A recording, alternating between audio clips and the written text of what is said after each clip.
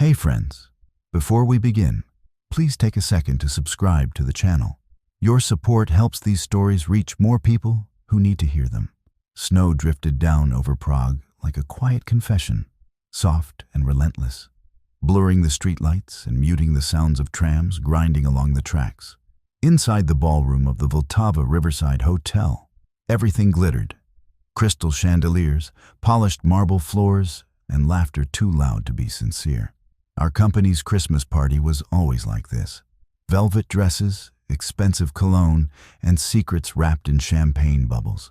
My wife, Lenka, stood beside me in a red silk dress I had bought her in Florence years earlier, when we still pretended we were unbreakable. She lifted her glass, smiling so brightly it almost hurt to look at her. "To my wonderful husband," she said, her voice clear, practiced, confident. Without his hard work, none of this would be possible. Applause filled the room. Cameras flashed, and across the circle of executives, her boss, Radek Novak, raised his glass to me, lips curved in a knowing smile. He didn't know that by morning, his life as he knew it would be over.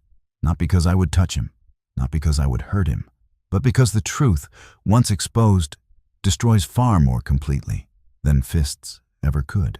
I smiled back, steady, polite, the way my father had taught me. My father? Everything began with him. He had worked at the same company for 23 years. A logistics engineer who believed loyalty mattered. When Radek arrived as a young executive, ambitious and charming, my father helped him navigate the old systems, introduced him to clients, protected him from mistakes. And when Radek no longer needed him, he pushed him out with a quiet accusation of mismanagement. My father never recovered. His health collapsed, and with it, his sense of worth. He died believing he had failed us. I learned early that betrayal doesn't always look like cruelty. Sometimes it wears a tailored suit and offers a toast. After my father's death, I joined the same company. Not for revenge at first. I told myself it was just work. But trauma has a way of waiting patiently until it finds purpose. Then I married Lenka. I loved her. God, I truly did. But love can make you blind to patterns that repeat themselves. The late meetings, the sudden promotions, the way Radek looked at her when he thought no one noticed. When I finally found the messages, my hands shook so badly, I dropped my phone onto the kitchen floor. Not just flirtation. Plans.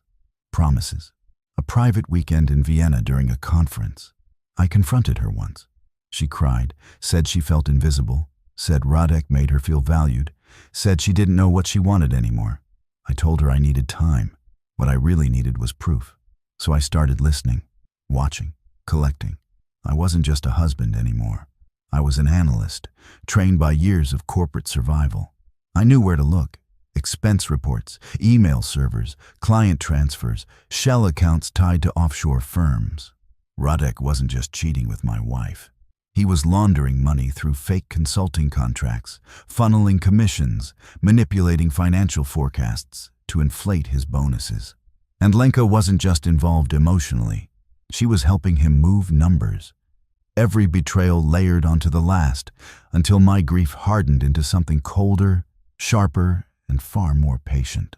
At the Christmas party, Radek played the gracious leader, shaking hands, promising promotions, laughing loudly. Lenka stayed close to him whenever I turned away. It was almost impressive how boldly they assumed I was powerless. At midnight, after the speeches and the last round of applause, Radek pulled me aside. "Your wife is incredible," he said, clapping my shoulder.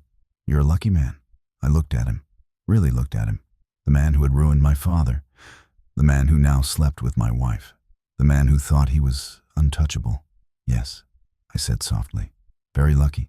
That night, after Lenka fell asleep, I left the apartment and walked across Charles Bridge, the cold biting into my face, the statues standing like silent witnesses. I sent the final emails I'd prepared weeks earlier, scheduled to reach the board, internal auditors, and regulatory authorities by morning. Every document, every transaction, every message. Then I went home and waited. Morning came gray and quiet. By noon, Radek's office was sealed. Police stood in the lobby. The company issued a public statement about ongoing investigations. His phone was disconnected. His social media vanished within hours. By evening, the story was everywhere. Financial crimes, abuse of power, manipulation of employees. The board claimed ignorance, but reputations were already bleeding. Lenka sat on the couch, staring at the television, pale, trembling. "What did you do?" she whispered. I didn't raise my voice. I didn't insult her. I simply told her the truth. "I ended the life he built on lies," I said. "The same way he ended my father's." She cried, begging, saying she hadn't known everything, saying she was scared, saying she loved me. And that was the hardest part, because part of me still loved her too. But love cannot survive where respect dies. The investigation spread wider than I had expected. Other employees came forward. Stories of intimidation, pressure, coercion. Radek became a symbol of corporate rot, the perfect villain for public outrage. He lost his position, his professional certifications, his friends, his future in the industry. In our world, reputation is everything. Without it, you don't just lose your job, you lose your identity. Lenka resigned quietly. No one would hire her after that. Her name was tied to his.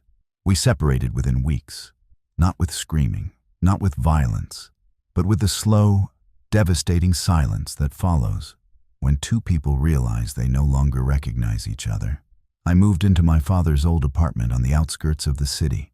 The walls still smelled faintly of his aftershave. I repainted, repaired, tried to rebuild something from the ruins he left behind. One evening, months later, I received a message from an unknown number. It was Radek. Just 3 words. "You destroyed me." I stared at the screen for a long time before replying. "No," I typed. "You did." I never heard from him again. Sometimes, late at night, I wonder if revenge truly healed anything. It didn't bring my father back. It didn't erase the years of manipulation or the marriage that collapsed under betrayal. But it did something else. It stopped the cycle. It proved that silence is not the same as forgiveness, and patience is not weakness. In spring, the snow melted along the riverbanks, and Prague returned to its quiet beauty. Cafes filled with tourists, trams clanged through the streets, and life continued, indifferent to personal wars. I walked through Old Town Square one afternoon, watching families laugh, couples holding hands, children chasing pigeons across the stones.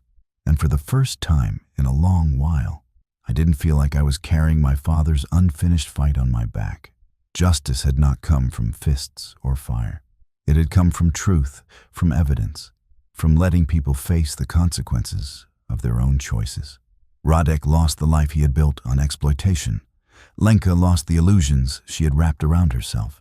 And I lost the last piece of innocence I had been clinging to.